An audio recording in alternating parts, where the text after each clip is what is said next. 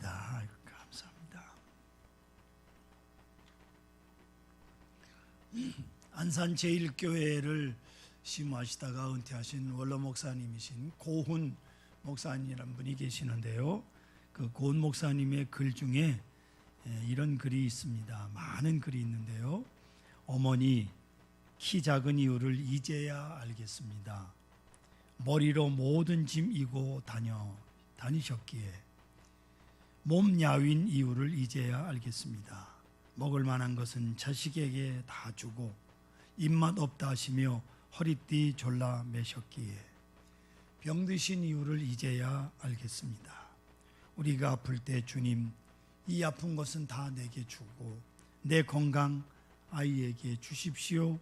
그렇게 기도하셨기에 정신없으신 이유를 이제야 알겠습니다. 식구들 목 다 챙기시느라 자신의 목 잃고 살으셨기에 서둘러 이 세상 떠나 하늘나라로 돌아가신 이유를 이제야 알겠습니다. 평생 짐지고 사셨기에 행여 우리에게 짐이 되실까봐. 성경은 말씀합니다. 너를 낳은 어미를 기쁘게 하라. 오늘 어버이 주일을 지나면서 한 번 더 깊이 생각해 보려고 합니다. 우리 어머니들께서 내가 자식을 위해서 살기를 참 잘했구나. 그래, 내가 내 꿈이었단다. 이 말씀을 하실 수 있도록 여러분은 어머니를 기쁘게 해 드려야 됩니다. 하나님께서 이 세상에 하나님의 사랑을 보여주시기 위해서 우리에게 보여주신 계시적 의미가 있다면 그것은 바로 어머니의 높은 귀한 사랑입니다. 오늘 본문에 보시면 한 어머니의 이야기가 나옵니다. 참 훌륭한 어머니, 참으로 대표적인 어머니이시다. 본문 28절을 보시면 예수께서 이 가난 여인을 칭찬하신 말씀이 있습니다. 내 믿음이 크도다. 내 믿음이 크도다. 헬라어 원문대로 하면 메가레 소 피스티스라고 하는 말입니다. 즉 메가톤급의 믿음이라는 큰 믿음이라고 칭찬하신 겁니다. 그리고 예수님께서 축복하십니다. 여러분, 축복을 그냥 받는 게 아니에요. 앞서 꼭 선행되는 것이 있습니다. 믿음이 확실해야 돼요. 믿음에 굳게 서야 하나님의 축복을 받는 거예요. 내 소원대로 되리라. 내 믿음이 크도다. 그 위에 내 소원대로 되리라. 여러분, 소원대로 안 된다고 안달하지 마세요. 믿음의 분량이 안 찬 거예요. 하나님은. 이 어머니의 믿음, 어떤 믿음일까요? 교리적인 믿음이 아니에요.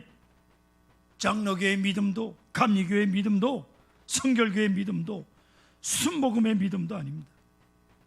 더구나 이 여인은 성경을 좀 안다고 하거나 하나님 앞에 정기적으로 무슨 제물을 드렸다고 하는 것도 아닙니다.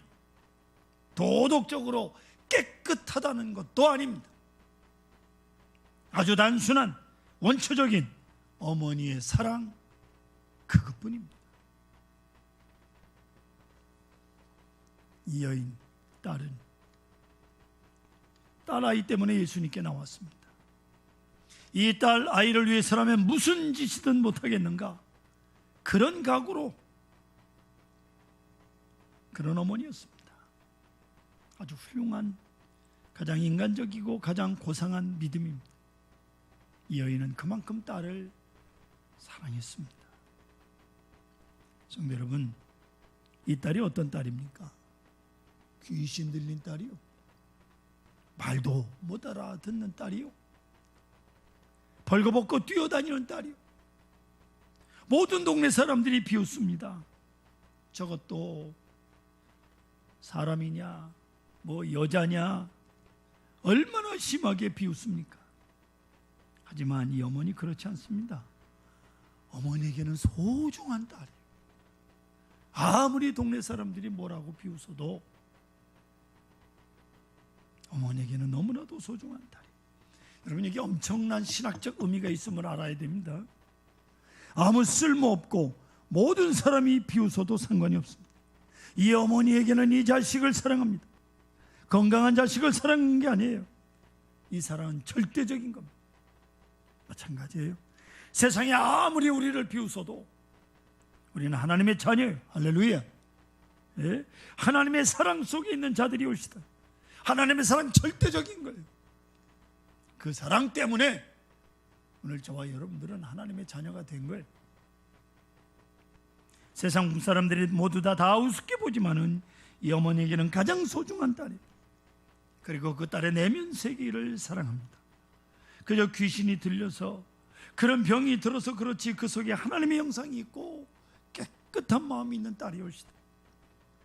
어쩌면 이 어머니는 조용히 혼자 앉아있을 때마다 그 딸을 바라보면서 쟤는 귀신만 안 들렸다면 어땠을까? 얼마나 예쁘고 좋은 딸인데 라는 생각을 수없이 했을 겁니다. 이것이 어머니의 마음이요 모든 어머니들의 마음인 겁니다. 그리고 또한 그 딸의 미래를 믿었습니다. 귀신만 나가준다면, 이 병만 고쳐진다면 이 아이는 훌륭한 아이다. 그래서 그 미래를 믿고 있는 거예요. 성도 여러분, 이 모습이 바로 예수님의 마음이에요. 주님의 마음입니다. 누가복음 13장에 보면 18년간 귀신 들렸던 한 여자를 예수님께서 만나셨습니다. 귀신이 들렸는데 귀신 들려 고생하다 보니까 등이 굽은 장애인이 되어버렸어요. 여러분, 20살에 귀신이 들렸다면 지금 38살이요. 여자의 가장 아름다운 세월을 다 이렇게 등이 굽은 채로 보냈다 그 말이에요. 이 전형적인 귀신 들린 여자, 이 여자를 보신 예수님께서 말씀하십니다. 저도 아브라함의 딸이라. 몸은 불편하지만 저도 아브라함의 딸. 그 내면 세계를 보신 거예요. 외모를 보신 것이 아닙니다. 깊은 세계에 있는 하나님의 형상을 주님은 보고 계셨습니다. 보세요. 오늘 본문에 나오는 가나안 여인, 귀신 들린 딸을 사랑했습니다. 거기다 희망을 가집니다. 희망을 버리지 않습니다. 그리고 딸을 믿었습니다. 미국에서 있었던 일입니다. 한 젊은이가 그만 실수로 살인을 합니다. 사람을 죽이고 경찰에 체포가 돼서 재판을 기다립니다. 어머니가 면회를 하십니다. 어머니가 조용히 묻습니다. 얘야, 너 정말 사람을 죽였느냐? 그러자 아들이 아닙니다. 난 사람 안 죽였습니다 라고 대답을 합니다. 어머니는 이 아들의 말을 철석같이 믿습니다. 내 아들은 사람을 안 죽였습니다 라고 고집을 합니다. 오히려 재판장이 어머니를 설득합니다. 어머니, 지금 모든 증거가 그렇게 되어 있습니다. 어찌할 수가 없습니다. 참 가슴 아프시겠지만 이것을 인정하셔야 됩니다. 하지만 이 어머니는 끝까지 아닙니다. 내 아들은 그런 아이가 아닙니다. 항변을 해요. 결국 재판은 사형 판결을 내렸고 이제 사형 집행날을 기다리고 있습니다. 어느 날 목사님이 방문해서 이 청년에게 묻습니다. 자네 진실을 말해주기나? 정말 사람을 안 죽였느냐? 그러자 이 청년이 죽였습니다. 이렇게 대답을 합니다. 그러면 어머니에게 왜 안 죽였다고 말했느냐? 고 목사님께서 묻자 청년이 말하기를 어머니를 실망시킬 수가 없잖아요. 그래, 그러면 좋다. 이제 어떻게 하면 좋겠느냐? 그러자 청년이 목사님, 제가 지금 크게 뉘우치고 있습니다. 어머니께 제가 거짓말해서 죄송하다고, 제가 사람을 죽였다고 정직하게 말씀해 주십시오. 그래서 목사님께서 그 어머니를 다시 찾아가셨습니다. 그리고 그 아들의 이야기를 전하셨습니다. 당신의 아들이 사실은 사람을 죽였다고 말합니다. 그때 이 어머니의 말씀이 이러했습니다.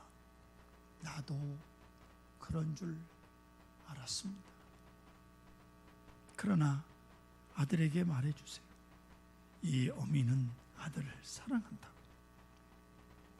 살인죄를 지었지만 나는 너를 사랑한다. 그리고 내가 그럴 수밖에 없었다고 나는 믿고 있다 라고요. 여러분, 이것이 어머니의 마음입니다. 어머니는 끝까지 자식을 믿습니다. 그 장래를 믿습니다. 그의 진실을 끝까지 믿습니다. 이 세상 모두가 다 믿어도 어머니만은 그 자식을 믿습니다. 성도 여러분, 오늘 본문을 보시면 그뿐만이 아닙니다. 이 딸을 위해서 어머니는 참 어려운 시련을 다 극복합니다. 이방 여자가 예수님에게 어렵게 나와서 나를 불쌍히 여기소서 하고 소리를 지르지만 아무런 대답을 듣지 못합니다. 아무도 대답하지 않습니다. 아주 무시해버립니다. 그러자 더욱 소리 지릅니다. 그 부르짖는 소리는 두 마디가 담겨 있는데, 나를 불쌍히 여기소서와 내 딸이 흉악히 귀신 들렸나이다. 그러니까 여러분, 이 말씀을 잘 생각해 보면 그 딸과 어머니 자신을 동일시하고 있다는 거예요. 나를 불쌍히 여기소서, 내 딸이 흉악히 귀신 들렸나이다. 같은 거예요. 내 딸도 불쌍하지만 나도 불쌍한, 내 딸이 귀신 들렸으니 나도 귀신 들렸다라고 하는 말과 같은 거예요. 딸의 아픔이 내 아픔이요, 그의 고통이 내 고통이요, 딸이 정신병자가 된 것은 내가 정신병자 된 거나 마찬가지. 그의 부끄러움이 바로 나의 부끄러움입니다. 완전히 하나로 생각을 합니다. 그리고 주님 앞에 와서도 나를 불쌍히 여기소서 하는데도 주님의 대답이 없는 그 침묵을 극복하는 거예요. 제자들이 예수님에게 그 여자가 우리 뒤에서 소리를 지르니 보내소서 라고 하자 예수님께서 나는 이스라엘 집에 보내심을 받았다 라고 말씀을 합니다. 예수님의 말씀은 가나안 여자를 이방 여자라고 하시는 말입니다. 하지만 이 여인은 나는 이방 여자입니다 라고 하는 열등의식, 그것도 극복합니다. 뭐 이방 여자는 예수님에게 와서 구하지도 못합니까? 그리고 마지막 참 어려운 시험에 걸려들었습니다. 예수님께서 모처럼 또 말씀하시기를 자녀의 떡을 취하여 개들에게 던짐이 마땅하지 아니하니라 하시는데, 세상에 이런 말이 어디 있습니까? 예수님께서 어떻게 이런 말씀을 하실 수 있습니까? 그러나 이 여인을 보십시오.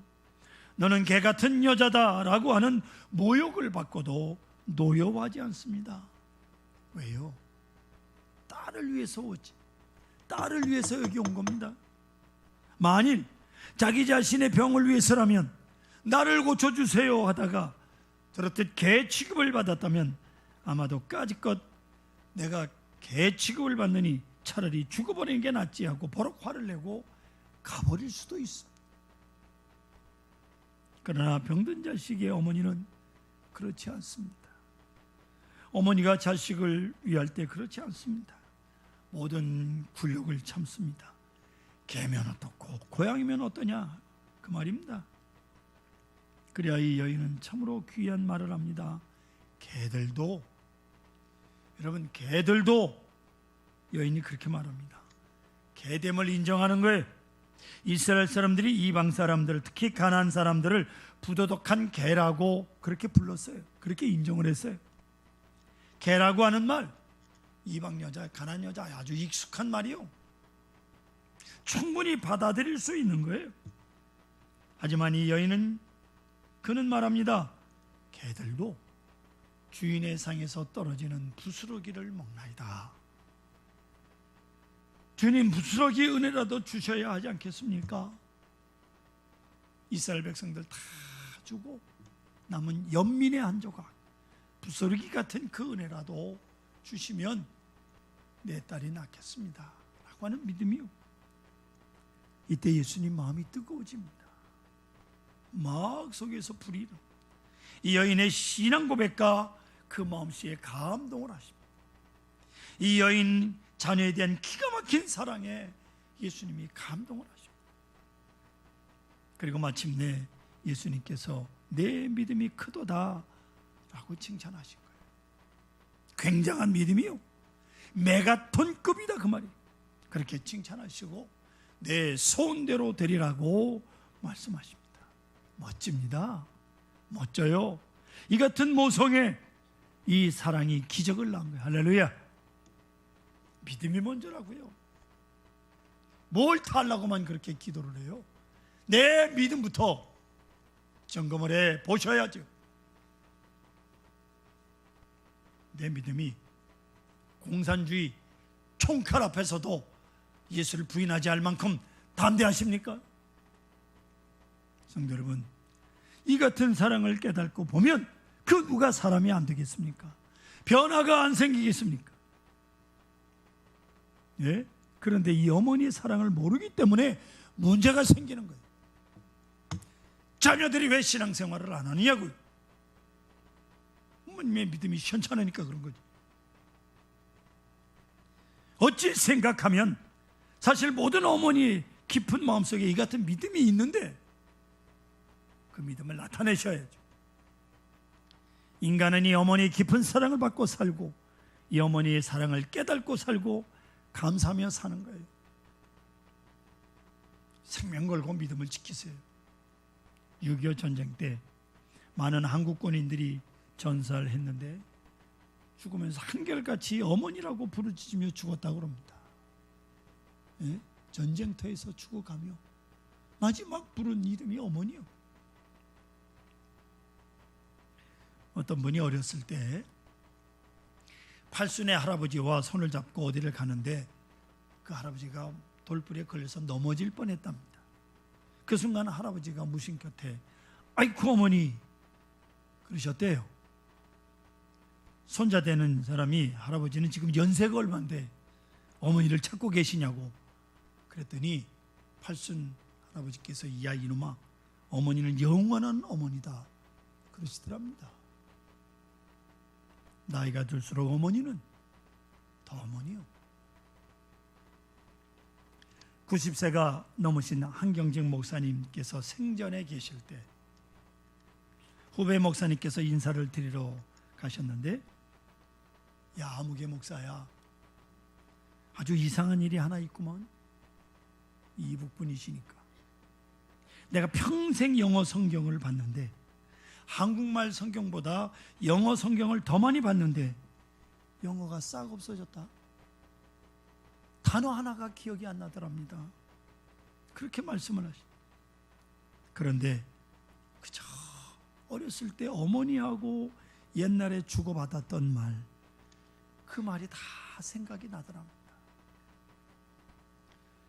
중간에 배운 영어는 싹 사라졌는데 어머니와 평생 조곤조곤 얘기했던 그 주고받던 말, 그 너무나도 깊이 입력되어 있던 기억이 있기 때문에 영어는 다 잃어버렸지만 어머니와 주고받은 말은 평생 기억을 하는 거예요. 그렇기 때문에 여러분, 사람들 남자들 죽을 때 어머니 하면서 죽는 거예요. 이것이 마음의 고향이요. 이 어머니의 마음, 그것이 사람을 사람 되게 하는 겁니다.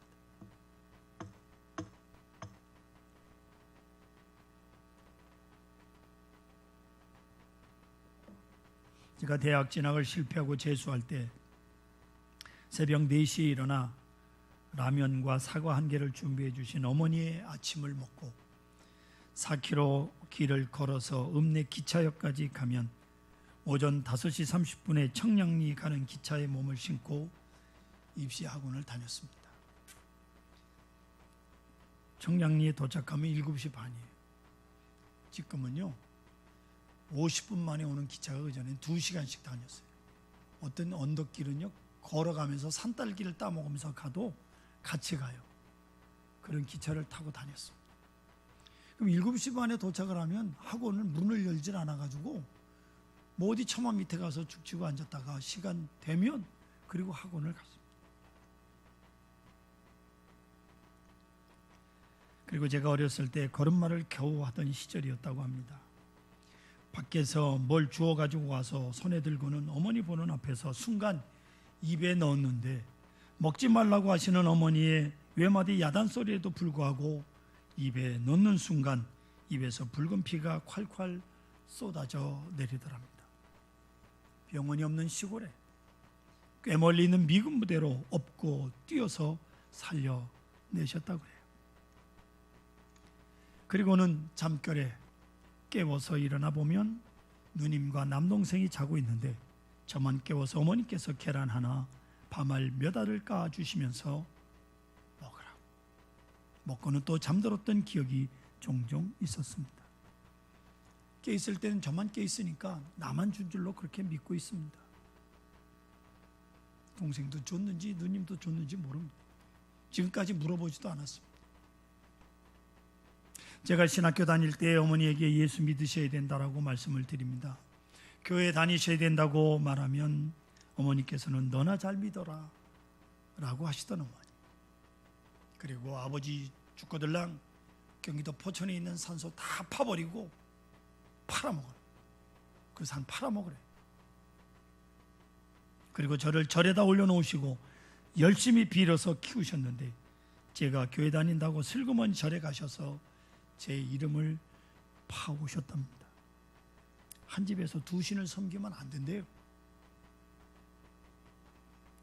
그러던 어머니께서 그만 풍으로 쓰러지시고 왼쪽이 불편해지셨습니다. 그 후에 그 몸으로 교회를 출석하셨습니다.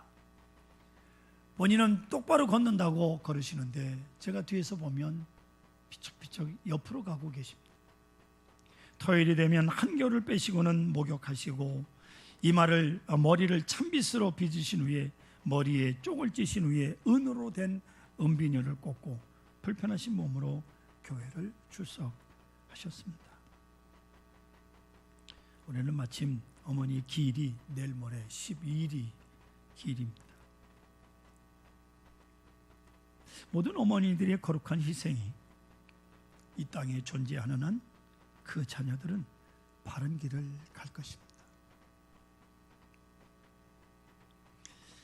어떤 어머니가 아들에게 보낸 편지인데요, 다 소개를 못하고 몇 대목만 소개를 하려고 합니다. 아들아, 결혼할 때 부모 모시겠다는 말 하지 마라. 너는 엄마랑 살고 싶겠지만 엄마는 이제 너를 벗어나 엄마가 아닌 인간으로 살고 싶단다. 엄마한테 효도하는 며느리를 원하지 마라. 내 효도 잘 사는 걸로 족하다. 내 아내가 엄마를 흉볼 때 내가 속상한 거 충분히 이해한다. 그러나 그것을 엄마한테는 옮기지 마라. 엄마도 사람인데 알면 기분 좋겠느냐? 모르는 게 약이라는 걸 100번 곱씹고 엄마한테 옮기지 마라. 내 사랑하는 아들아, 나는 너를 낳고 키우느라 평생을 바쳤거늘 널 위해서 당장 죽어도 서운한 게 없겠거늘 내 아내는 그렇지 않다는 걸 조금 이해하거라.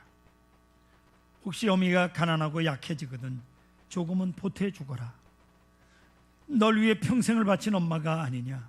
그것은 아들의 도리가 아니라 사람의 도리가 아니겠느냐?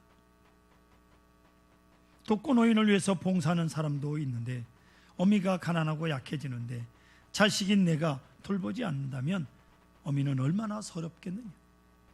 내가 너를 위해 희생했다고 생각하지는 않지만 내가 자식을 잘못 키웠다는 자책이 들지 않겠니? 아들아, 명절이나 어미, 애비 생일을 좀 챙겨주면 안 되겠니? 나는 내 생일 여태까지 한 번도 잊은 적이 없는데 그날이 되면 배 아파 낳은 그 느낌 그대로 꿈맨들 잊은 적이 없는데 내 아내에게 떠밀지 말고 내가 챙겨주면 안 되겠니? 김경식 집사님, 어머니 생일 챙기십니까? 받고 싶은 욕심이 아니라 잊혀지고 싶지 않은 어미의 욕심이란다. 아들아, 우리가 원하는 건 너희들의 행복이란다. 그래도 너희 늙은 어미애비 행복을 침해하지 말아다. 손자 길러달라는 말 하지 마라. 너보다 귀하고 예쁜 손자지만, 매일 보고 싶은 손자들이지만, 늙어가는 나는 내 인생도 중요하구나. 강요하거나 은근히 말하지 마라. 날 나쁜 시어머니로 몰지 마라. 내가 널 온전히 길러 목숨마저 아깝지 않듯이 너도 내 자식 온전히 길러 사랑을 느껴가라.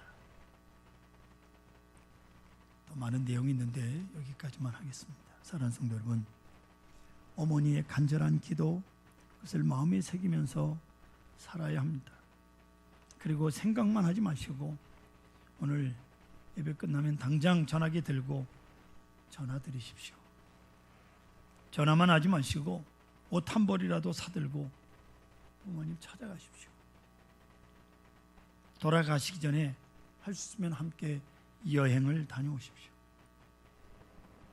부모님 눈에서 눈물 흐르게 해서는 안 됩니다. 그리고 그 부모님 돌아가신 후에 후회하지 마시길 바랍니다.